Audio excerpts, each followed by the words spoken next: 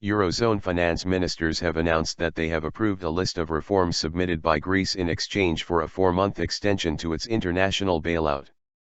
The 19 ministers decided in a teleconference on Tuesday that they consider this list of measures to be sufficiently comprehensive to be a valid starting point, they said in a statement. We therefore agreed to proceed with the national procedures with a view to reaching the final decision on the extension by up to 4 months. The European Union, European Central Bank and International Monetary Fund, formerly known as the troika of creditors and now dubbed the institutions, will further review and refine the list up until the end of April. We call on the Greek authorities to further develop and broaden the list of reform measures, based on the current arrangement, in close co-ordination with the institutions in order to allow for a speedy and successful conclusion of the review, the statement added. Without the financial lifeline now available over the coming few months, Greece faced the possibility of going bankrupt, imposing capital controls and ditching the euro.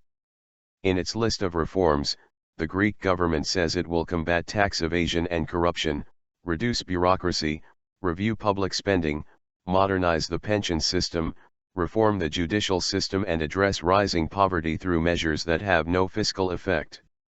Al Jazeera's John Saropoulos, reporting from Athens, said the Eurogroup have given the nod to this list, but they do specify that it still has to be deepened, broadened and has to be more specific on how these goals are going to be achieved.